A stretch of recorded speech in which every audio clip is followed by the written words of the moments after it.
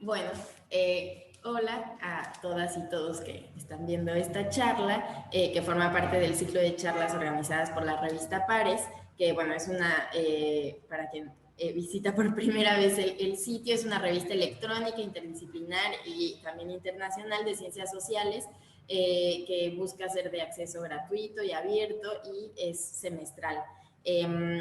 Busca de alguna forma contribuir a distintas discusiones académicas, pero también relacionándolas con las problemáticas de la realidad, y también busca hacer un espacio para que distintas generaciones puedan integrarse a la discusión académica. Entonces, si hay chicas o chicos de grado, de posgrado, bueno, investigadoras o investigadores que quieren contribuir con artículos, son bienvenidas y bienvenidos. Y bueno, en esta ocasión nos acompaña Natalia Bofa, que ella, bueno, ahora la presentaré con más detenimiento, pero bueno, el título de la charla es Historia de las luchas socioterritoriales wichí en el Chaco salteño en el periodo de 1984 y 2011. Y bueno, primero, gracias Natalia por aceptar venir a la plática y compartirnos tu investigación. Y un poco para presentar a Natalia, Natalia es doctora en Historia, es becaria con ICET del Departamento de Humanidades en la Universidad Nacional del Sur, en Bahía Blanca, Argentina. Es licenciada en Historia, profesora en Historia y profesora de Educación Primaria por parte de la UNS también. Desde el 2019 es coordinadora local del colectivo de estudios e investigaciones sociales en Bahía Blanca y participa del grupo de trabajo de Claxo de pueblos indígenas, autonomías y derechos colectivos. En la UNS es miembro de distintos grupos de investigación y ha participado en proyectos de extensión, y en sus estudios de posgrado ha analizado las luchas socioterritoriales indígenas, específicamente los procesos organizativos wichí en el Chaco salteño desde la década del 80 en adelante. Y bueno, su trabajo, como ahora también verán, se basa en la historia oral y el método etnográfico, y actualmente es auxiliar docente del Departamento de Educación en la UNS, en la Universidad Nacional del Sur, en el profesorado de Educación Primaria y el profesorado de Educación Inicial. También es docente del Instituto de Formación Docente número 3 Julio César Avanza, en el profesorado de Historia, y ha coordinado distintos libros, actas de congresos, publicado artículos que pueden encontrar en su página de academia, que bueno, ahí la pueden buscar también. Así que bueno, ahora sí, Natalia, muchas gracias por venir y te escuchamos. Bueno, muchas gracias por la presentación. Voy a empezar compartiendo un PowerPoint para poder hilvanar algunas ideas de forma más gráfica. Bien. Bueno, como les decía Lucero, les voy a hablar de la historia de las luchas socioterritoriales wichí en el Chaco salteño, principalmente entre 1984 y 2011, en el marco de mi trabajo de posgrado, que también fue acompañado, digamos, por la trayectoria dentro del CEISO y también, digamos, con cierto acompañamiento de Claxo en cuanto a participación de GTs y conferencias en donde realmente el intercambio con pares latinoamericanos ha sido muy enriquecedor. Por eso me interesaba mencionarlo. Yo agregué un pequeño epígrafe que dice: de ahí nació nuestra lucha, de a poco. Esto es una locución de uno de nuestros interlocutores, wichí, del Chaco salteño, ¿sí? Ahora nos vamos a ubicar en la región, pero básicamente, digamos, lo que está tratando de indicarnos es que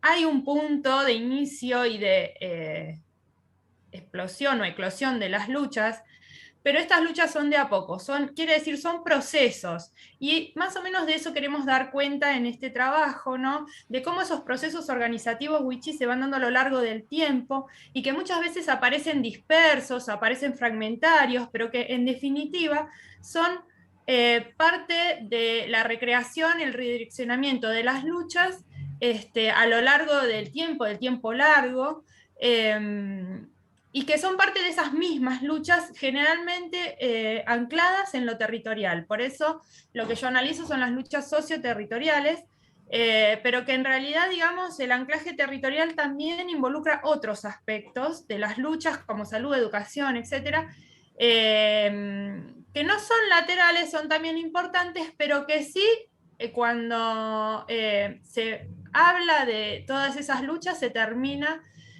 siempre haciendo referencia a que se resolverían con el acceso al territorio. Pero bueno, ¿cómo se han ido dando estas luchas en las últimas décadas? Es un proceso muy complejo. Nosotros, por ejemplo, nos encontrábamos con alocuciones como la que presento acá arriba, que dice, ¿usted vio el cartelito que dice Consejo de Caciques? ¿Viste? Eso no me causa gracia. Te digo sinceramente, no me causa gracia porque es externo. Nosotros nos encontramos con estas alocuciones desde un principio en la investigación y realmente nos llamaba la atención cómo esos procesos organizativos que se iban formando generaban ciertas tensiones al interior de las comunidades y entre los interlocutores. Lo digo en masculino porque eran realmente todos varones. Digamos, en el momento que hicimos los trabajos de campo, las organizaciones estaban formadas por varones y no de mediana edad. Y recién en los últimos años empieza a aparecer las mujeres como protagonistas de las organizaciones, y que es digamos, sería un tema para analizar aparte, ¿no? Pero quería aclarar esto. Entonces, bueno, empezamos a problematizar esta cuestión, ¿no? ¿Cómo es que se forman estas organizaciones que en realidad son externas para los wichí o para algunos wichí? ¿Por qué se contradicen con sus formas de autoridad colectiva más tradicionales, que serían las formas asamblearias, la representación del cacique o niyat? ¿Cuáles son las tensiones que aparecen ahí? ¿Y cómo afecta esto a los procesos de lucha? Si los afecta o no, o si son parte de los procesos de lucha. Entonces, nosotros, bueno, dividimos el estudio, digamos, o recortamos la unidad de estudio, porque el Chaco salteño es muy amplio. Nosotros nos vamos a centrar en la cuenca del río Bermejo, que es que está por aquí, cuyas comunidades se desparraman alrededor, sobre todo de la ruta, de las rutas que hay en la región. Digamos, esto es una cuestión histórica que se fue dando por el acceso al trabajo y demás. Sin embargo, hay otras comunidades en el interior de este territorio que no están aquí mencionadas. Este es un mapa oficial, entonces a veces los censos no son realizados de forma completa por el gobierno, por los agentes oficiales. También nos vamos a basar en este eje de la ruta 86 y el río Itiyuro, que está acá. También, como verán, son comunidades denominadas ruteras, pero estos espacios sin comunidades no quiere decir que estén deshabitados, ¿sí? Si bien hay espacios fuente, que se les llama, que son lugares para buscar recursos y no tanto para habitar, y además hay lugares muy áridos, de todos modos, digamos, nos pudimos constatar que no están todas las comunidades relevadas en este mapa.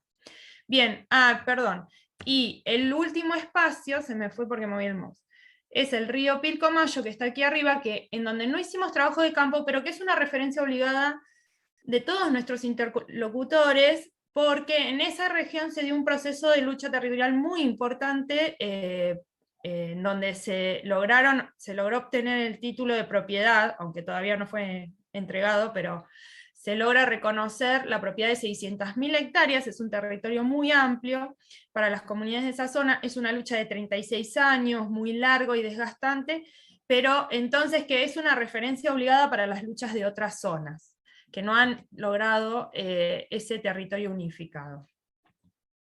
Nosotros partimos de la base de que, digamos, entendemos a la lucha como desde el sentido de la articulación, ¿no? Los procesos de articulación al interior del capital. La idea de articulación, digamos, después se va a retomar, esta es una idea que surge en Marx, pero que luego se va a retomar en los estudios marxistas posteriores. Por ejemplo, Hall lo va a tomar como concepto nodal para entender cómo se constituyen las formaciones sociales, y que lo que plantea es que estas articulaciones son como correspondencias no necesarias, son como vínculos contingentes que conforman esas formaciones sociales y las hacen específicas, ¿no? El Chaco salteño sería como una formación social específica, también llamada formación social de frontera, en donde el avance de la agricultura se está dando recién en las últimas décadas del siglo XX, ¿sí? Mientras que antes habían sido tierras que habían sido entregadas en merced o vendidas a propietarios privados, pero que estaban en reserva. Entonces, en la medida que la tecnología permite cultivar en territorios semiáridos, se empieza a avanzar en los procesos agrícolas y ganaderos en la región, y entonces por eso los autores la definen como un lugar heterogéneo y conectivo, digamos, ¿no? Conectivo entre sociedades heterogéneas, ¿sí? Entre esas sociedades indígenas que vivían ahí, aunque habían quedado dentro de propiedades privadas, y estas otras sociedades que van avanzando para poner en producción el territorio. A la vez, también con criollos puesteros, sin tierra, son tipo colonos ganaderos, pequeños puesteros que también conviven en la región, bueno, entre otros actores, por supuesto. Entonces, bueno, la cuestión es que a nivel conceptual nosotros entendemos que estas articulaciones se van a dar de forma heterogénea, abierta, de forma discontinua, pero no son libres, sino que siempre se dan en relación de dominación y explotación. Por lo tanto, las luchas socioterritoriales wichí las entendemos como parte, digamos, de los antagonismos que surgen en esos procesos de dominación, pero no como reacciones defensivas y reflejas, sino más bien como contrapuntos dialécticos, pero no totalmente determinados, no necesariamente unidireccionales, sino más bien como deslizamientos sociales, ¿sí? De una sociedad en movimiento, ¿no? En términos quizás de Sivecci, por ejemplo, de Raúl Sivecci, Raúl Tapia. Bien. Para entrar un poquito en contexto, digamos, nosotros tenemos que saber primero que desde la década del 70 en Argentina se ha producido un proceso, digamos, de profundización de la agriculturación del país. Se retornó en parte, digamos, a la explotación de la actividad de las actividades primarias, porque ahí es donde se entendía que estaba el crecimiento del país, en las actividades agrícolas, no en las industriales. Y esto, bueno, se refleja, digamos, en el viraje en los cultivos que se estaban produciendo, el alto impacto del crecimiento de la soja respecto a otros cultivos tradicionales como el maíz, y esto impacta directamente en la región de estudio y la van transformando, digamos, de la década del 70, 80, que teníamos un 80% del departamento de San Martín, que es la zona que nosotros estábamos mirando recién en los mapas, de un 80% de ese departamento que estaba dividido en parcelas de 10.000 hectáreas, ¿sí? Y en donde solo el 1,2% estaba siendo explotada, pasamos a un aumento de la superficie implantada del 65%, de lo cual el 75% va a ser soja. También aumentaron el cultivo de forrajes para ganadería empresarial, por ejemplo, lo que hace que se desplacen los puesteros criollos hacia el este, o sea, más hacia el monte, donde hay comunidades indígenas. A su vez, estas superficies sembradas van a sustituir a los bosques nativos en una cantidad aproximada de 157.000 hectáreas para la década del 90. Así, digamos que estos bosques nativos reemplazados van a ser, el 89% de esos bosques van a pertenecer al Chaco salteño. Por lo tanto, la transformación territorial que se produce en todo este periodo es bastante brutal, digamos, y en el periodo 2001-2011 continúa esta tendencia, y como podemos ver en el cuadro, las dos categorías que más crecen en la región son las explotaciones de soja y de cabezas de ganado, que es la ganadería empresarial que estamos diciendo, ¿no? Entonces, este impacto territorial, por supuesto que se va a dar en diálogo con las luchas, pero como sabemos, como dice Manzano Fernández, la territorialización del capital se da mucho más rápido y de manera más brutal que la territorialización de las luchas. Por lo tanto, digamos, tener en cuenta este estado de situación no es menor, porque, digamos, se impone en el marco de los procesos que vamos a estudiar. En contraposición, el gobierno va a intentar regular esta situación de distinta manera, tanto desde leyes de regulación territorial que declaran intrusos a las personas que están ocupando de hecho las tierras, o sea que no tienen título de propiedad, eso en la década del 80, hasta las leyes indigenistas e incluso la ley de bosques que plantea que hay zonas que no se pueden deforestar. Sin embargo, en la provincia de Salta, el mapa quedó todo pintado de amarillo, que quiere decir que son zonas de posible intervención, es decir, con presentar un proyecto que sea relativamente sustentable, digamos, y conveniente, el gobierno autoriza a que se pueda desmontar. La idea es que se reemplace una vegetación por otra, pero la verdad es que nuestros interlocutores lo que nos manifestaban es que lo que se cambia es el bosque por un cultivo, por ejemplo, de forrajes, que se lo entiende como de tamaño mediano. Entonces ese forraje para ganadería se lo interpreta como cambio de forestación o mantenimiento de la cobertura, cuando en realidad no hace más que, digamos, profundizar el proceso de desmonte. También surgió la ley de relevamiento territorial en 2006 que prohibía los desalojos de las comunidades. Sin embargo, cuando se intenta llevar a cabo, digamos, hubo demasiadas irregularidades y hasta el día de hoy hay prórrogas. Se debería haber hecho en 4 años y hasta el día de hoy hay prórrogas para que eso se implemente y todavía no se completó. Se completó menos de la mitad del relevamiento que se debía hacer en las comunidades. Así que, digamos, el Estado va a ir regulando, pero a la vez esa regulación, digamos, mejor dicho, esa regulación va a ir a favorecer a la puesta en producción de estos territorios, aunque muchas veces está camuflado del otorgamiento de derechos a las poblaciones originarias o a los campesinos. De esta manera, en todo el periodo lo que obtenemos es un gran avance de la frontera agrícola, ¿sí? Como vemos acá en la zona de Tartagal, embarcación, ¿sí? Hacia el este, que implica pérdida boscosa, pérdida de recursos, pérdida de poder de subsistencia y medios de producción para las comunidades indígenas, y que acumula más de 300.000 hectáreas desmontadas hasta el 2011. Hasta la actualidad se suman muchas más. Pero empecemos a ver qué está ocurriendo con los procesos de lucha por región.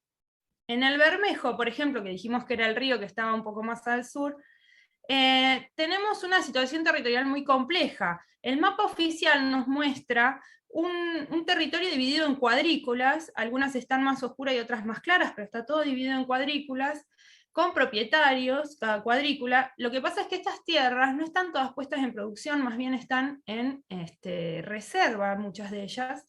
Entonces, las comunidades indígenas siguen ocupando este territorio. Como vemos acá, los puesteros criollos y comunidades están diseminados por todo este territorio. No responden a las cuadrículas que indica el gobierno, en la oficina catastral del gobierno, más bien, digamos, hacen uso del territorio de acuerdo a sus costumbres, actividades tradicionales, necesidades. Por ejemplo, como vemos en este otro mapa de gráficos estrellados, hay comunidades que recorren hasta 14, 15 kilómetros, a veces más, en busca de determinados recursos. Puede ser madera para vivienda, pueden ser alimentos, animales, frutos, miel, pueden ser plantas para hacer tejidos como el chaguar, y ni hablar también del río, que es un lugar a donde se llega o se llegaba a pescar, que ahora está siendo cercado por alambrados y está siendo restringido. Entonces, la situación de conflictividad es compleja porque, como les decía, además de que existen propiedades privadas impuestas y que progresivamente se fueron poniendo en producción, también tenemos puesteros criollos que utilizan el monte para que pastoreen los animales, y que vuelven al bosque bastante leñoso, y a las comunidades que van a recorrer kilómetros y kilómetros para poder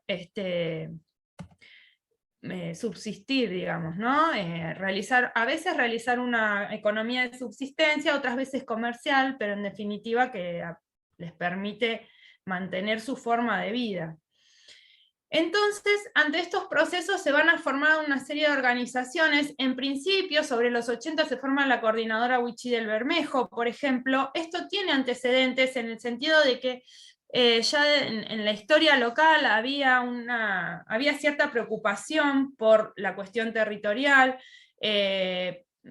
porque también durante el siglo XX habían avanzado en la región, se habían instalado misiones religiosas, anglicanas, franciscanas, que si bien tenían una relación, digamos, cordial con algunas familias, porque eran también lugar de protección, contra otras situaciones de violencia que se vivían en el lugar, sobre todo cuando fue la época del avance militar, durante la formación del Estado, y luego otros procesos, digamos, que apuntaban a la explotación laboral.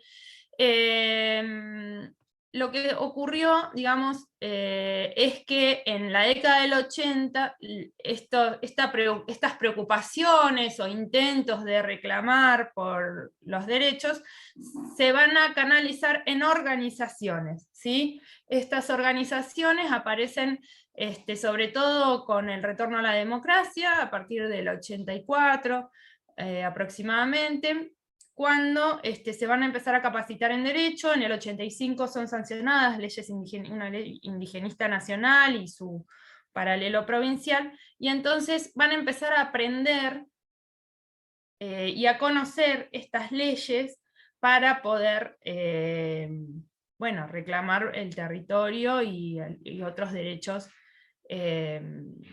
relacionados con la educación, la salud y demás. Esto implica una doble aprensión, porque no es solamente que ellos tienen que aprender de qué se tratan las leyes, sino que también van a intentar traducirlas al wichí para poder llevárselas a las comunidades que están más en el monte, con menos contacto, que no tienen posibilidades de alfabetización en español, pero se van a encontrar con un problema. Desde el gobierno les van a plantear, o sea, los funcionarios gubernamentales, incluso desde el sentido común, lo que se plantea es que en realidad problemas de tierras no hay. ¿Por qué? Porque en esta zona se había dado un proceso de donación de tierras por parte de la Iglesia Anglicana, ¿sí? Que se estaba retirando de la zona luego de la Guerra de Malvinas, y entonces al donarles una parcela de territorio, por ejemplo, a una comunidad de 2.000 personas, se donan 900 hectáreas, que era lo que tenía en ese momento la iglesia. Entonces se entiende que listo, ya tienen título de propiedad, entonces ya no tenemos más problemas de tierra en esta región. Cuando en realidad hay una veintena de comunidades que no tienen título de propiedad, y además esas 900 hectáreas, en otra comunidad habían sido 1.500, en otra mucho menos, 300 por ejemplo, esas pequeñas parcelas que se donan no representan realmente el uso territorial que realizan las comunidades wichí. Entonces lo que van a hacer es reclamar por sus territorialidades, digamos, ¿no? En este sentido, digamos, bueno, la coordinadora Wichí del Bermejo fue participando de la reforma de la Constitución Nacional, donde se incorpora el derecho, se incorporan derechos indigenistas y se reconoce la preexistencia étnica de estos grupos y sus derechos territoriales, y también de la reforma constitucional de la provincia, pero esto produce cierto desgaste al interior de la organización, y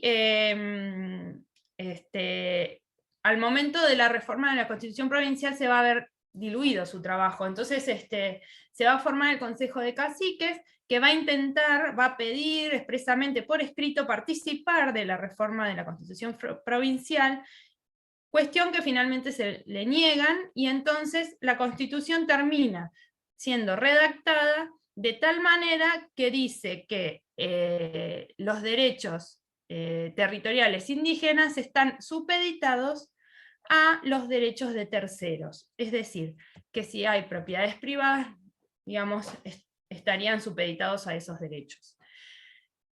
Con esto se empiezan a generar procesos de lucha en donde, digamos, se hace muy difícil pasar esa barrera del derecho a la propiedad privada, ¿sí? El Consejo de Cacique también empieza a, bueno, hay procesos políticos que se están dando en la zona, el oficialismo, por supuesto, siempre va a intentar intervenir, otorgando ciertos beneficios a personas afines a esos gobiernos. Entonces las organizaciones también se van debilitando en función de esto, pero siempre van surgiendo otros procesos, ¿sí? Esas personas que hay personas que, por ejemplo, se asocian al gobierno oficialista, que estaban formando parte de las organizaciones, pero entonces, bueno, se las desconoce, dicen, nosotros ya no formamos parte de esta organización porque ahora están con el gobierno, pero paralelamente esa otra parte que desconoció, que es crítica a la asociación con el gobierno, va a formar otras organizaciones, como por ejemplo el COU, el Consejo de Organizaciones Huichi.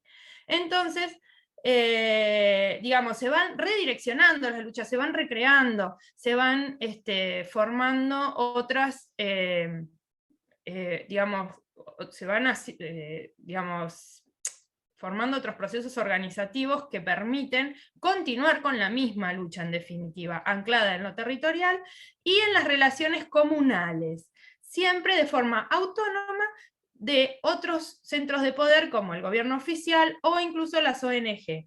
En este caso, el COU va a intervenir en la construcción de centros,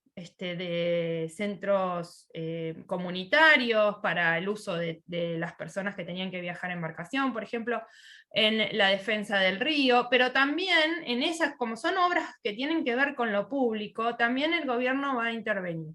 Entonces, termina por, digamos, quedar aislada en conjunto con una ONG que estaban trabajando, Fundapaz, que es muy conocida, que trabajaba muy bien en esa zona con distintos tipos de proyectos laborales, y asesoramiento en derecho, pero bueno, en este momento va a quedar ahí, junto con el COU, aislada de otros procesos que están sucediendo. Por ejemplo, cuando se sanciona la ley de relevamiento territorial, lo que ocurre es que el COU estaba siendo desacreditado, digamos, entonces las comunidades de la región, al menos 17, incluido el COU, se juntan para redactar una declaración conjunta y un documento de 187 páginas para denunciar todos los atropellos territoriales que estaban sufriendo. Cercamientos, o sea, alambrados, imposición de alambrados en lugares comunes, restricciones en el acceso a distintos lugares o acorralamiento de las comunidades, etc. O desalojos.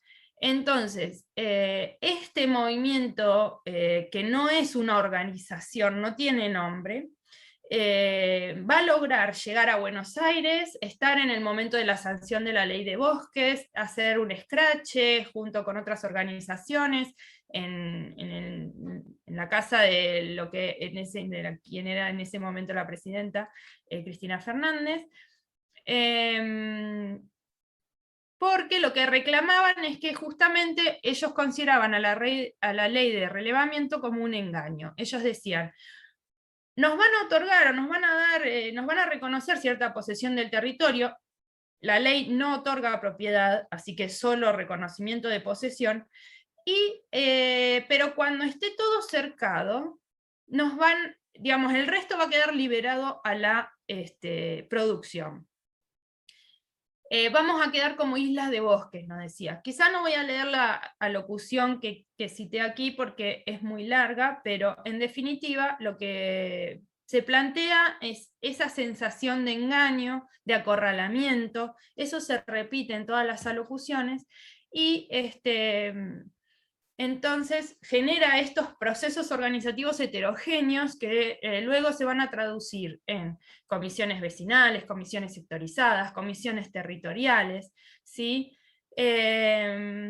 Y ahí es donde justamente una de las comisiones territoriales más importantes que se forma en la zona, en Misión Chaqueña, va a surgir por la restauración de un alambrado que ya había sido volteado anteriormente porque la comunidad necesitaba utilizar el monte lindero, y la restauración de ese alambrado genera, y la puesta en marcha de maquinarias para desmontar, genera un episodio de protesta, con el secuestro incluso de las maquinarias que estaban por desmontar, y ahí es donde nuestro interlocutor nos dice: esta lucha, había una comisión que se llamaba territorial, y nosotros estábamos ahí acompañando la lucha.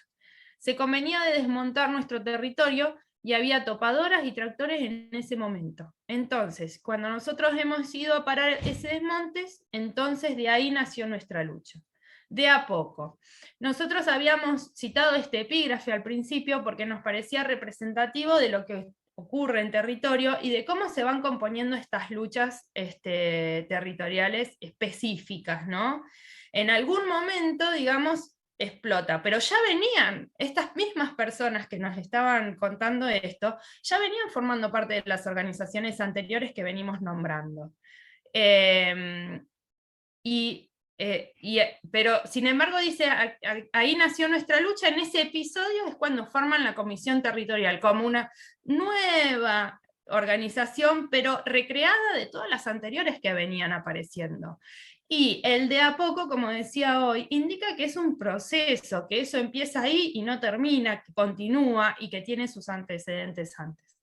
Entonces, en ese contexto se hacen acciones, además de las acciones directas que se llevaron a cabo, que ya mencioné, se llevaron acciones legales, y el dueño de la finca lo que responde es que no existen derechos ancestrales de propiedad de superficie indeterminada, sino todo el dominio público y privado dejaría de ser tal.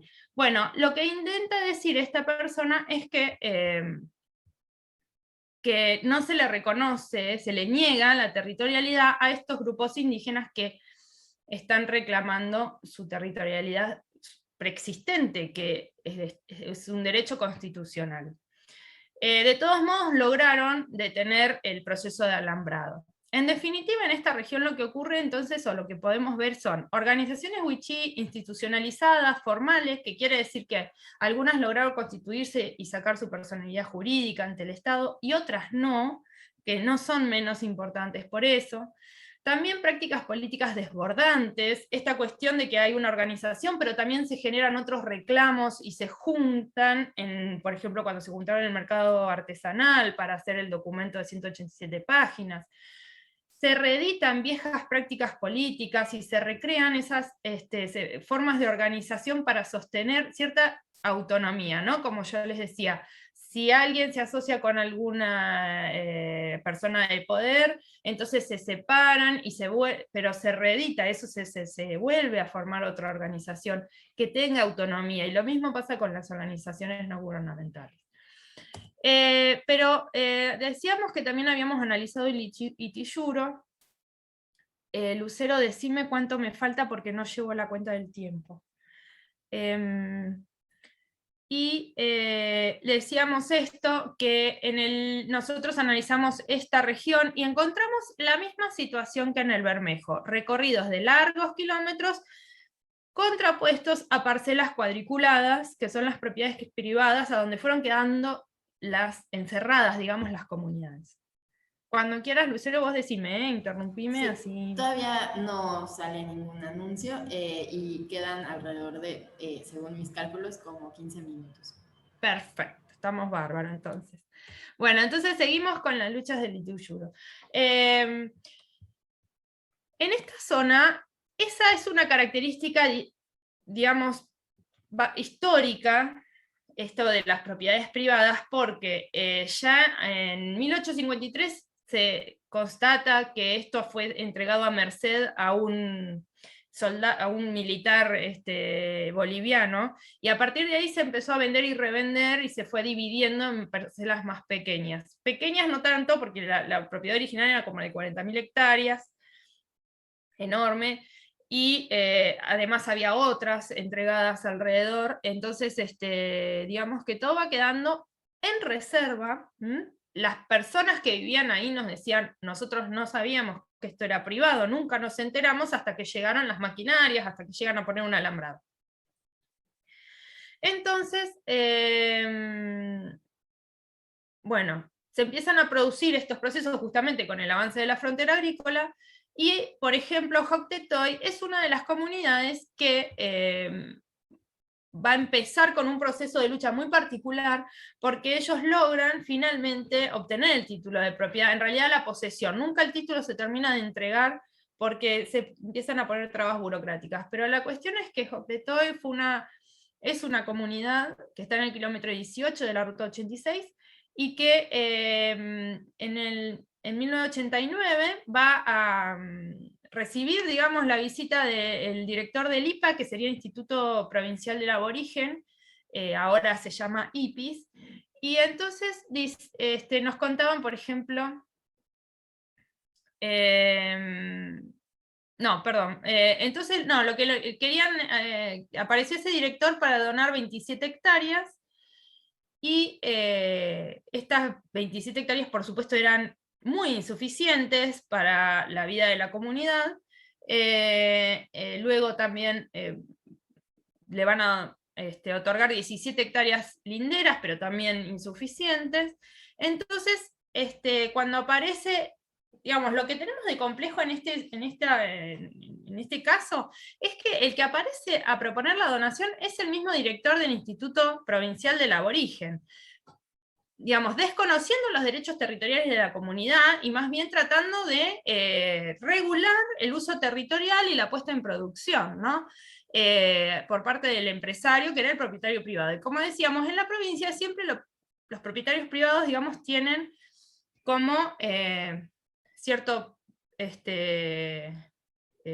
privilegio por sobre otros ocupantes de la tierra. Es decir, como les decía hoy, los derechos de los pueblos indígenas están supeditados a los derechos de terceros, y en este caso se traduce en que están supeditados al derecho de la propiedad del propietario privado, de la empresa. En este sentido, si bien hay una intención de algunas de estas autoridades del IPA o del IPIS en que esa comunidad acepte la donación para por lo menos tener algo del territorio, también en ese acto, en esa situación, se juega la pérdida de todo el resto del territorio. Entonces, la comunidad no acepta, empieza un proceso judicial muy arduo, muy largo, en donde las audiencias se dan en días feriados, por ejemplo, burlando un poco los derechos de la comunidad,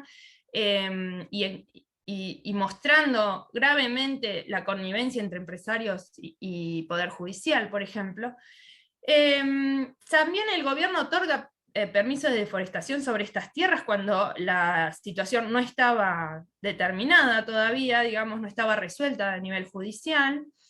Y bueno, se insiste con el traslado de la comunidad y demás. Por eso nos decían después, porque ahí en la locución que está arriba a la derecha dice, después la empresa que está cerca quería buscar un acuerdo para trasladarla a la gente por medio del IPIS. En ese momento era el IPA.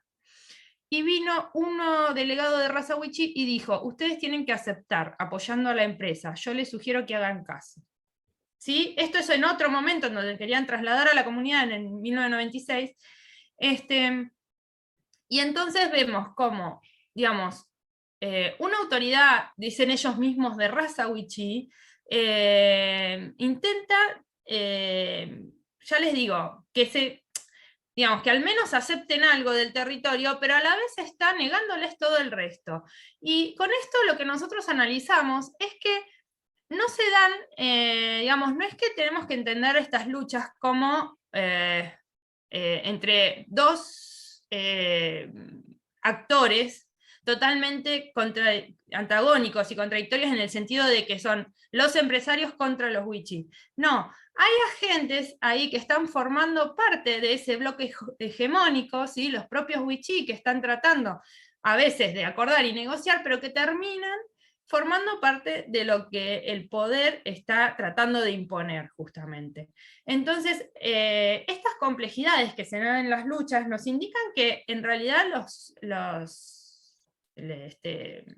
los propios wichí son parte constitutivas de las peleas de poder, aunque pueden ser críticas a ellos, ¿sí? Estos procesos no se dan, por eso yo decía, no se dan de forma refleja, no se dan del todo, digamos, de forma contrapuesta, como si fueran, ya les digo, dos actores totalmente separados y distintos, sino que se pueden encontrar diferenciaciones, si queremos identitarias, culturales y demás, pero en los procesos de negación territorial, los actores van a ir jugando en bloques hegemónicos o contrahegemónicos, y entonces tenemos que poder ver también esa complejidad en estos procesos. Y por eso la importancia de lo que yo decía de buscar espacios de autonomía, ¿no?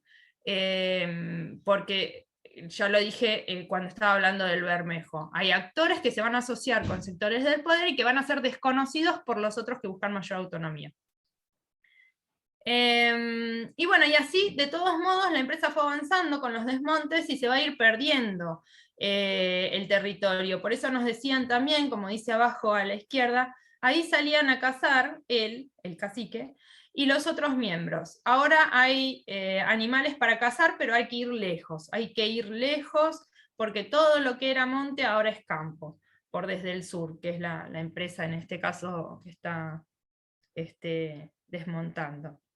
Entonces, todo este proceso se pasó por justamente la organización, como la comunidad tuvo que sacar la personería jurídica para poder entrar en el reclamo judicial, tuvieron que aceptar la donación finalmente para no perder también eso, y el reclamo de 17 hectáreas, quedaron sus derechos constitucionales supeditados a terceros. Hay una cierta mercantilización de la naturaleza porque los jueces lo que dicen es que si el proyecto comercial es legal, la empresa lo puede llevar adelante, y por eso avanza en la deforestación.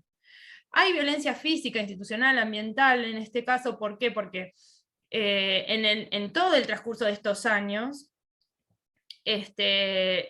hubo envenenamiento de animales de la comunidad, los serenos sacaron a tiros a las personas que pasaban cierto sector del territorio. Bueno, finalmente lo que se da es la ley de expropiación, que otorga a la comunidad 3.000 hectáreas aproximadamente, y entonces pueden, pasar a obtener el título, aunque los empresarios entran en juicio con el Estado porque no aceptan la indemnización que éste les da, y entonces todavía no pueden obtenerlo. Otra situación conflictiva fue la del lote fiscal 4 en esta región. El lote fiscal 4, está en este sector, ¿sí?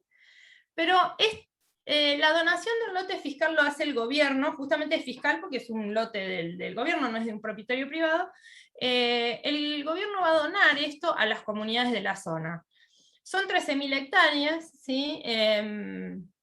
Pero el problema es que en la entrega pone 20 comunidades, agrega 20 comunidades, de las cuales no todas vivían ahí. Vamos a enumerar las cuestiones que ocurren en esa entrega. No todas vivían ahí, además ponen comunidades de distintas etnias que muchas veces están en conflicto, incluso comunidades periurbanas que están a 40 kilómetros están incluidas en la entrega del título. Las comunidades rurales de esa zona, muchas no están incluidas. Entonces, en definitiva, la entrega del título se hizo sin hacer ningún estudio de impacto ambiental, social, sin relevar realmente la mejor forma de hacer esta entrega para las comunidades de la zona, digamos, de acuerdo a sus derechos constitucionales. Y entonces esto genera episodios de violencia, ¿no? Y la regulación de la entrega va a ser justamente totalmente irregular. Lo que se intentaba hacer era, bueno, entregamos estas 13.000 hectáreas para que el resto quede liberado a la productividad, como decíamos antes, que es siempre el objetivo que está teniendo el gobierno salteño de cada periodo, porque va pasando por distintos gobiernos, estos procesos de lucha. Entonces, realmente la regulación, digamos, del territorio se va a dar en función a eso, ¿no? La puesta en valor. En definitiva, quizás no es tan importante para el Estado regular la propiedad privada, sino regular la puesta en valor de esa propiedad. ¿Y por qué lo digo? Porque cuando se entrega este lote a las distintas comunidades, también se les entregan permisos para vender postes, o sea, son árboles, talar árboles para postes con distinto uso comercial, em, que no es lo mismo que desmontar, ¿sí? Sino que se seleccionan los postes que se van a extraer, y bueno, y entonces lo que se intenta es, digamos, poner en valor esa propiedad, no es solamente dividir la tierra en propiedades privadas, sino que lo importante es pues, la puesta en producción, y por eso se le entregan tierras a estas comunidades, variadas comunidades, sin tener en cuenta ni siquiera dónde habitaban, pero junto con la entrega de guías para poder vender postes o otro tipo de comercialización de los recursos de la zona, ¿sí? Entonces ahí claramente se está mostrando una direccionalidad política en esa entrega. Se produjeron muchos procesos de lucha, no necesariamente mediante una organización, sino que hubo cortes de ruta, hubo distintos tipos de manifestaciones, e incluso en la región lo que se da son procesos de sabotajes a la producción, que quiere decir cortes de alambrados, por ejemplo, a los propietarios privados para que no puedan desmontar y cultivar, porque cuando se cortan los alambrados pasan los animales domésticos, entonces ese territorio no se puede cultivar. Cierta aprehensión de las instituciones, que quiere decir, bueno, para sobrevivir yo agarro la guía para comercializar los postes, la utilizo y comercializo los postes para generar cierto ingreso, pero a la vez de forma crítica, tratando siempre de que digamos, esto sea sustentable con la idea de territorio de la comunidad. A veces eso, por supuesto, entra en tensión con otras comunidades, entra en tensión entre los mismos miembros de las comunidades, o sea, hay conflictos intracomunitarios. En definitiva, la entrega de este lote generó muchos, justamente, problemas intra e intercomunitarios, más que resolver la cuestión de la tierra. Y por otro lado tenemos la dispersión controlada, que es que, viendo el acorralamiento que estaba ocurriendo en el sector, lo que hacen las comunidades es intentar ganar terreno, le dicen ellos, que quiere decir que van a salir de una comunidad y se van a instalar en otra para lograr digamos, apropiarse de cierta partecita del territorio, aunque no es todo y no representa su territorialidad. De esta forma, entonces, bueno, se van a formar algunas organizaciones intercomunitarias, como Salacatashi, que va a partir, justamente va a tener su centro en Jotetoy, y todo su proceso de lucha territorial va a servir como antecedente y experiencia para el resto de las comunidades, pero que el Estado, ya con el antecedente que tenía de otras regiones, como por ejemplo el Pilcomayo o el Bermejo, en donde se habían podido constituir estas organizaciones intercomunitarias con personería jurídica para ya reclamar territorios unificados o otro tipo de derechos, lo que va a hacer el gobierno entonces no les va a dar la personalidad jurídica, porque va a decir que cada caso se tiene que resolver en su mérito. O sea, cada comunidad tiene que resolver su problema por separado.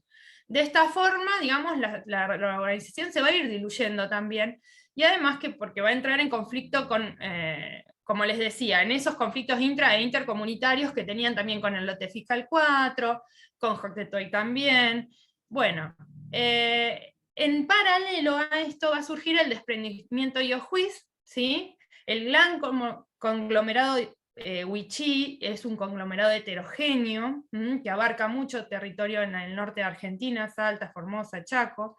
Bueno, digamos, dentro de ese gran conglomerado heterogéneo, digamos, hay parcialidades. Una de estas parcialidades es la Yohuiz, que va a presentar un reclamo para que se le reconozca sus derechos como etnia distinta de la Wichí, porque además no se sentían representados en el IPIS, por ejemplo, por estos representantes que van a convencer a los caciques de que acepten las pequeñas donaciones. No se sentían representados por eso y por muchas otras situaciones que ocurrían en las comunidades, de entrega de beneficios, favores y demás. Entonces ellos van a buscar, a partir de este reclamo, que se les reconozca un lugar propio en el IPIS y sobre todo en el INAI, en el CPI, que es la Comisión de Pueblos Indígenas que va a tratar el tema del relevamiento territorial. Y desde el INAI, que es el Instituto Nacional de Asuntos Indígenas, o sea, desde el nivel nacional, participando con un representante en el CPI, van a poder controlar directamente cómo se hace el relevamiento territorial en sus territorios. Y no van a tener que pasar ni por el IPIS, que ya les había perdido las carpetas y habían, por justamente todas estas cuestiones políticas internas que se dan en asociación con el Poder Oficial, ya había fracasado su proceso de relevamiento. Entonces van a saltear todo eso, van a lograr hacer el relevamiento de sus comunidades con el control directo sobre eso. Entonces logran autonomía política, que es lo que están siempre reclamando, y yo les digo que tiene antecedentes en otros territorios esto, ¿sí? No es algo único y nuevo. Y además van a lograr autonomía territorial porque van a lograr hacer el relevamiento en cada comunidad. La particularidad de este proceso es que van a pedir por comunidad, no el territorio unificado de los Yohuis, porque ellos están observando procesos que se dan en otros territorios, como el Pilcomayo, que son luchas de 36 años o más, y que, por lo menos hasta el día de hoy, y que son muy dificultosos, lo mismo que el problema de Joctetoy. Entonces, van a intentar, digamos, no tomar un camino tan dificultoso como es el de pedir un territorio unificado, y sí lo van a pedir por comunidad, y de esa forma sí lograron hacer el relevamiento. De todos modos, todavía están luchando por la entrega de los títulos.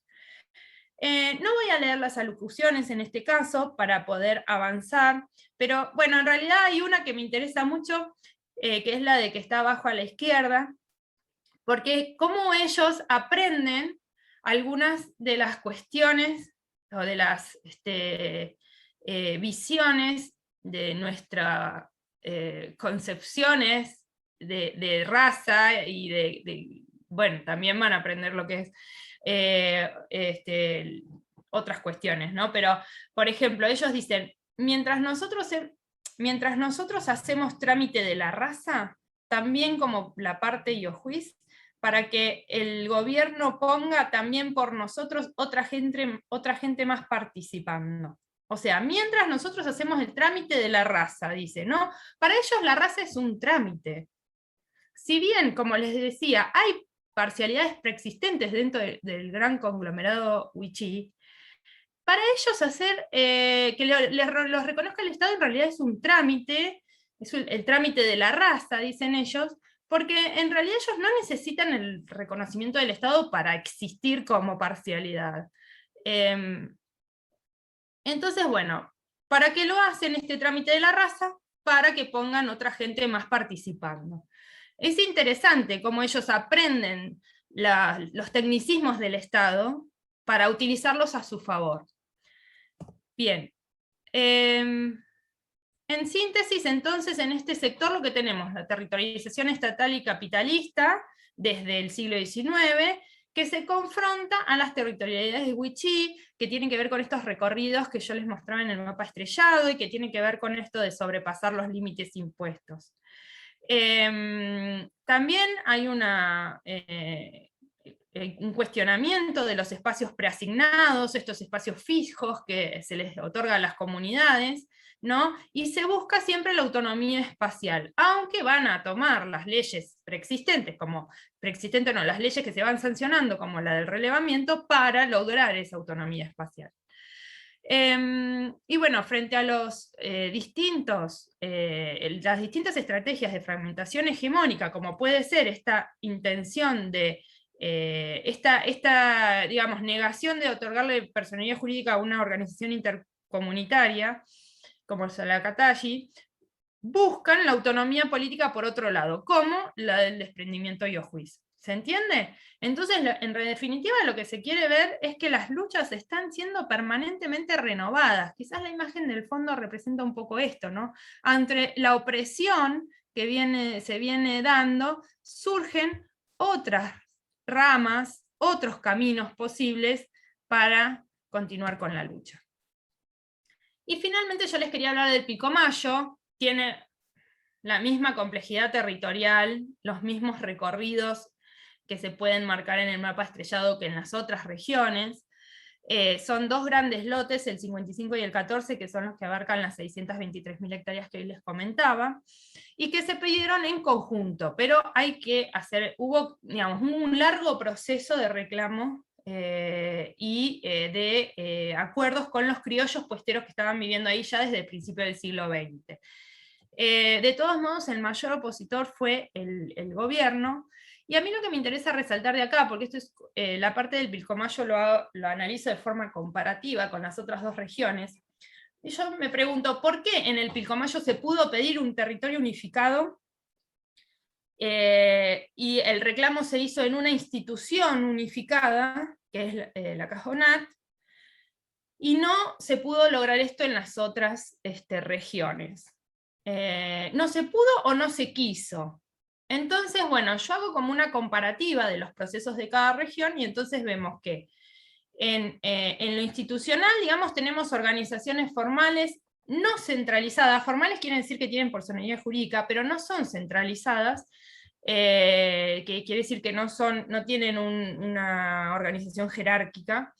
Entonces, esto lo encontramos tanto en el Pilcomayo, ¿sí?, como en el Consejo de Caciques y el COU, en el Bermejo, perdón, como también en algunos otros, después en otros procesos de la Cajonat, pero dentro de la misma institución. Luego también hay instituciones que que son informales, ¿sí?, y que también van a ser no centralizadas. ¿Por qué? Porque es muy importante para ellos que se dé esta forma de autoridad colectiva asamblearia, y que puedan ejercer, digamos, justamente esta organización de acuerdo a ciertas cuestiones culturales que cuando se transgreden es cuando rompe la organización. De todos modos, ante el Estado se presenta la organización de la personalidad jurídica, implica presentar una comisión con presidente, secretario, vocales y demás, que es más bien jerárquica. Eso se presenta ante el Estado, pero en su funcionamiento real funcionan como asamblea. Entonces, en otras organizaciones no logramos la personalidad jurídica, como en Salacatashi y en la India y Ojuiz, pero de todos modos son organizaciones asamblearias y que van a buscar acordar entre todas por el reclamo territorial. Y justamente en cuanto a la territorialización de sus luchas, lo que vemos es que hay un reclamo intercomunitario unificado, ¿sí?, pero esto no quiere decir que sea centralizado, como decíamos recién, y que haya una jerarquía. El territorio unificado fue cambiando de significante y se empezó a llamar de ocupación territorial, porque esto de territorio unificado generaba muchísimos conflictos con el gobierno. Entonces empezó a cambiar el lenguaje para poder readaptar y recrear las luchas en los términos que el poder hegemónico estaba, posibilitando, porque la resistencia que ejercía el poder hegemónico a estos cambios hacía imposible la lucha. Entonces se va también recreando la lucha en esos términos, de forma casi dialéctica, podemos decir. En el caso del Bermejo, digamos, se dan territorios comunitarios, pero no unificados, ¿sí?, que parten desde las donaciones de la iglesia y los reclamos por comunidad, sobre todo a partir del relevamiento, de la ley de relevamiento. Y en el Ituyuro también son reclamos todos comunitarios, es decir, por comunidad. Empieza con epicentro en Joctetoy, también hay un reclamo, perdón, el del territorio de Ojuís por comunidad, pero hay un reclamo intercomunitario en el fiscal 4, que fue entregado, pero que, bueno, como les comentaba, mostraba conflictos importantes entre las comunidades y todas querían que se le reconozca el derecho que era pertinente para las comunidades de la región y no para otras. En conclusión, digamos, hay cierta relevancia de las luchas del Pilcomayo para las otras zonas, siempre por eso yo lo incluí, porque estaban siempre siendo nombradas en estas alocuciones de nuestros interlocutores, pero también es relativo ese proceso, porque es un proceso justamente que lo veían como algo muy largo, muy dificultoso, en donde las trabas eran muchas y los recursos que había que tener, asesoramientos, recursos monetarios, eran muchos también. Entonces, en cada zona se fueron redireccionando las luchas de acuerdo a los momentos históricos y coyunturas específicas que van surgiendo, ¿sí? La unidad territorial equivale a lo que serían las territorialidades wichí, ese uso compartido del territorio, pero a veces los reclamos no se pueden hacer de esa manera. Eso no quiere decir que ellos abandonen esa idea de unidad territorial. Por otro lado, la unidad organizacional y las relaciones comunitarias se produce, digamos, también de acuerdo a procesos históricos, y entonces vamos a encontrar muchas organizaciones intercomunitarias, más formales o menos formales, porque que logran sacar la personalidad jurídica o no, pero en definitiva esas relaciones comunitarias existen y siempre las luchas están ancladas a esas relaciones comunales, están ancladas en esas relaciones vecinales, de parentesco también, entre parcialidades. Todo esto nos da una heterogeneidad en las luchas socioterritoriales, pero que nos tiene que recordar siempre que, en definitiva, a lo largo de toda esta historia, digamos, no dejaron de ser persistentes, ¿sí? Y permanentes. Para terminar, entonces, podemos, digamos, la idea, digamos, era poner a resonar las voces de nuestros interlocutores e interlocutoras, valorar la potencia de sus luchas, pensar en sus anclajes comunes, en sus contrastes, y reconocer los deslizamientos de estas sociedades en movimiento, que ya, como decía antes, permanentemente están buscando la forma de acceder a sus derechos territoriales, sobre todo también con base en la autonomía territorial y política. Les dejo una frase final para terminar. Las articulaciones específicas del capital han generado luchas igualmente específicas y heterogéneas, pero que en definitiva, en conjunto, apuntaban a desarticular la opresión causada por la negación de las territorialidades indígenas y la fragmentación de las prácticas políticas comunitarias o comunales. Entonces, bueno, en definitiva es esto, ¿no? La idea de que todas estas luchas que se dan de forma permanente, lo que intentan es desarticular justamente esa opresión que están sufriendo por la negación de la territorialidad. Bueno, eso es todo. Muchas gracias. Ay, muchas gracias, Natalia. Bueno, creo que es muy interesante y también justo con lo que las últimas palabras que dices y como algo que me quedó se me quedó que también mencionaste cómo la territorialización del capital es mucho más rápida que el de las luchas y al mismo tiempo como que esta investigación que has hecho como que justo recoge toda esa, o sea, más bien la territorialización de las luchas, o sea, obviamente en relación con el capital, pero creo que es un gran aporte justo para ver el proceso de esas territorialización de las luchas, que muchas veces es, pues nada, como obscurecido por la del capital, ¿no? Y nada, como que también me parece muy interesante como la comparación que haces de los procesos. Como, bueno, uno específico que me pareció interesante fue la cuestión de la disgregación, ¿no? De cómo unos, por ejemplo, se relacionan con algunos, no sé, empresarios o con el gobierno y entonces ahí se separan las organizaciones o cómo funcionan otras. Y bueno, yo tenía dos preguntas que creo que sí da tiempo. Eh, no sé, bueno, tenía varias, pero bueno, te voy a decir dos. Eh, la primera es que, bueno, una es como más metodológica y otra más como del tema. Bueno, los dos. La primera como de la metodología, como la forma en la que usaron durante todo el proceso de investigación la historia oral y la etnohistoria, y cómo, o sea, como justo para llegar a estas conclusiones y a estas comparaciones, cómo usaron la historia oral y qué dificultades tuvieron, y también cuál fue o cuál ha sido la retribución de esta investigación para las propias comunidades, ¿no? Cómo ustedes de alguna forma, me imagino que han regresado y han seguido en contacto y siguen trabajando con las comunidades, ¿no? Entonces, un poco eso. Y la segunda pregunta tenía que ver con sobre esta cuestión también, como no solo las relaciones dentro de la comunidad Wichí, pero por ejemplo con esta organización de Olinda Carrizo, bueno, la MOCASE, ¿no? Como el Movimiento Nacional Campesino de Santiago del Estero, que no sé si las comunidades wichís y las organizaciones como las que mencionaste, tienen relación con otras organizaciones de otras provincias, ¿no? Y si en ese sentido, cómo se articulan, si se articulan en conjunto. Y nada, esas son las dos preguntas. Perfecto, buenísimo, muy interesante.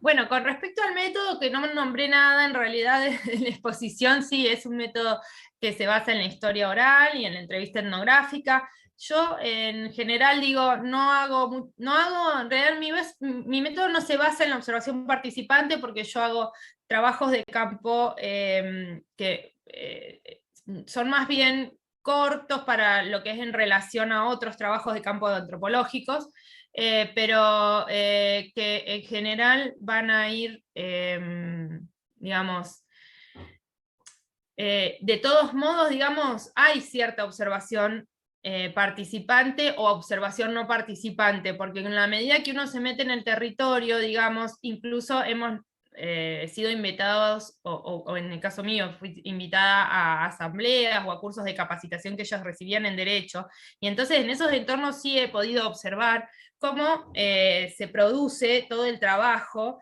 y cuáles son las discusiones que se dan en esos contextos. Como incluso, bueno, una de las limitaciones es cuando hablan en wichí, ¿no es cierto? Ellos, su lengua materna es el wichí, y la verdad es que el castellano es la segunda lengua. Entonces, nosotros tenemos en cuenta para procesar la información todas estas cuestiones, porque ellos lo dicen todo el tiempo, a veces, o sea, plantean que en su lengua se diría de una forma y a nosotros nos tienen que traducir de otra. De todos modos, dentro de esas limitaciones, nosotros intentamos rescatar los sentidos de esas luchas, desde las voces de ellos mismos, aunque sea media lengua, digamos, como una segunda lengua. Y entonces, bueno, creo que fue muy intenso el trabajo, ¿no? Porque hay que ir haciendo estas traducciones interculturales y generando vínculos que permitan entrar en ese otro mundo y en esos otros sentidos. Yo empecé con trabajos de campo en el 2001, cuando todavía era estudiante de grado de historia. Y bueno, después ahí hice un par de trabajos donde ya grabé entrevistas, pero la verdad es que uno no entiende nada al principio cuando llega al territorio. Esa es una realidad que tenemos que poder admitir, digamos. No es que vamos siempre con ya todo planeado y perfectamente planificado. Uno va a conocer, digamos, o va con una idea en la cabeza, pero cuando conoce, esas ideas van siendo replanteadas todo el tiempo.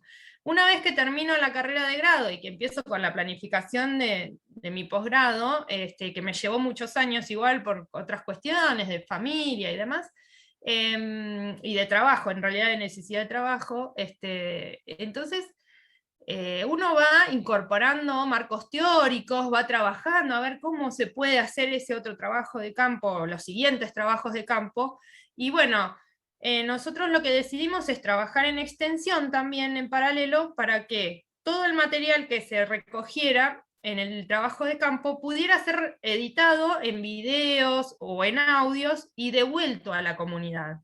Y eso, la verdad que fue un trabajo muy interesante, porque nosotros cuando volvíamos con el material a la comunidad, por supuesto todo esto con consentimiento de las personas entrevistadas, entonces retomábamos lo que habíamos hablado en el periodo anterior, en el lapso entre 2012 y 2015 se hizo la segunda etapa. En ese periodo hubo varios trabajos de campo en donde retomábamos lo anterior y podíamos seguir charlando y podíamos agregar información, o sea, ellos nos agregaban información o nosotros les preguntábamos cosas que no habíamos terminado de entender, o cómo habían cambiado los procesos. Yo de repente voy un año y conozco una organización, y cuando voy al otro año, esa organización ya no está, y entonces me dicen, no, eso ya es de archivos, me decían. Entonces, bueno, menos mal que soy historiadora y trabajo con archivos y puedo dar cuenta de los procesos históricos, pero la verdad es que es muy dinámico lo que ocurre en el territorio. Entonces, bueno, todo ese trabajito artesanal digamos, es muy potente para trabajar justamente en los sentidos que se van expresando en las luchas, y por eso yo hago tanto hincapié en esto de que la lucha es permanente, porque es lo que aparece todo el tiempo, a pesar de que eso es de archivo, pero seguimos con esto. Entonces es permanente la lucha, y es siempre la búsqueda de la autonomía lo que aparece en esos procesos de disgregación y de unión que se van dando en los distintos periodos. Eso con respecto al trabajo de campo. Y con respecto a la articulación con otras organizaciones, la verdad es que sí se dan articulaciones. Lo que pasó, por ejemplo, lo que pasa es que, por ejemplo, con los criollos han hecho organizaciones en el mismo territorio, en la parte del Bermejo, por ejemplo, habían hecho una organización criollo indígena, pero llegado un momento los criollos pactaron, no sé, con la Asociación de Productores Ganaderos, consiguieron un subsidio, y entonces ya se separaron, o sea, ya consiguieron un beneficio que los wichí no recibieron, y eso lo consideran una falta grave, porque no ha sido compartido con todos por igual. Eso es básico, el territorio es compartido y los beneficios son compartidos. En estas organizaciones, que digamos es una concepción que no puede ser transgredida. Entonces, bueno, la verdad es que sí, digamos, se intenta hacer este tipo de articulaciones entre pares, pero bueno, tienen que ser articulaciones muy justamente compartidas, equitativas. Después tienen contactos sí con otras provincias. Yo creo que el Mocase, no sé si no me lo han mencionado en mis trabajos, pero puede ser que tengan ciertos contactos otras personas. Pero sí sé, desde que empezaron las organizaciones con la coordinadora en la década del 80, ya nos mencionaban que habían ido con ENDEPA, que es otra organización que trabaja en la región, a recibir cursos de capacitación a un lugar donde había otras organizaciones, y que ellos se encontraron con mucha gente que conocía de problemas territoriales y que defendía, bueno, que ahí ellos se nutrieron muchísimo y aprendieron mucho de otras organizaciones. Esto quiere decir que más allá de que acuerden o no hacer una organización intercomunitaria, interétnica, entre criollos, qué sé yo, están en contacto y aprenden los unos de los otros. Y de hecho, por ejemplo, cuando se forma la Federación Wichí, que no la mencioné, no me explayé mucho, ellos hacen un congreso en Misión Chaqueña muy grande en 2010, era una contrapropuesta de los festejos del Bicentenario que se estaban llevando a cabo en Capital, porque muchas comunidades habían sido invitadas a viajar a Capital para festejar el Bicentenario de la Nación, recordemos que es el Bicentenario de la Revolución de Mayo, cuando empieza el proceso de independentista, digamos, que va a llevar luego a la independencia del país. Bueno, en esa conmemoración habían sido invitados, pero ellos deciden hacer una contrapropuesta en la comunidad, porque, bueno, no se consideran parte de ese proceso, ellos buscan otro proceso de autonomía. Entonces, invitaron a gente de otras provincias. Entonces estuvo Félix Díaz de Formosa, estuvo Leco Zamora del Chaco, estuvieron otras organizaciones también representadas ahí, ONGs también.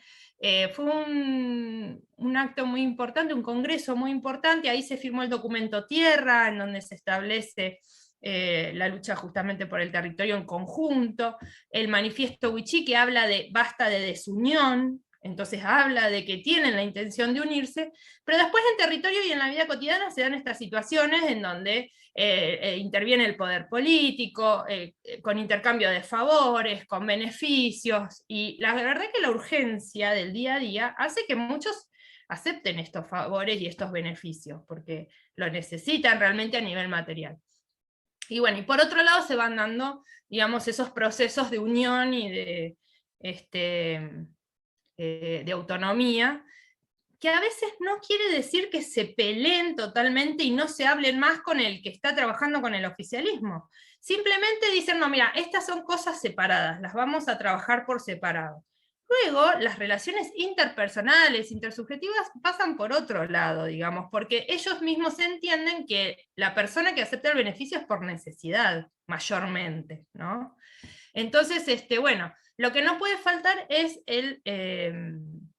esto de lo compartido, ¿no? O sea, bueno, si se recibe algún beneficio, en lo posible debería ser compartido con la comunidad o con la organización o con, bueno, quienes estén disputando en ese momento esos beneficios. Así que por ahí hay un punto para seguir analizando en esto de los sentidos de lo compartido. En realidad se disparan muchísimos otros interrogantes a partir de esto, ¿no? Bueno, ¿qué pasa con la cuestión de género? ¿Qué pasa con esto de los sentidos de lo compartido? No sé, en general, qué sé yo, cómo se da esta cuestión de la forma autoridad colectiva asamblearia, cómo es en su interior, ¿no? Bueno, en fin, un montón de interrogantes que se pueden abrir y se pueden seguir profundizando. Ay, sí, pues muchas gracias y nada, pues obviamente estás invitada a seguir participando en las charlas y muchas gracias por compartir tu investigación. Bueno, muchas gracias a vos por el espacio, a todas las personas de la revista Pares. Y bueno, un abrazo fraterno o sorello, dirían en italiano, porque no sé en castellano cómo se diría fraterno femenino, pero bueno, sería un abrazo para las personas que están participando, que realmente trabajan un montón para generar estos espacios y la verdad es que es muy valorable. Bueno, gracias. Gracias.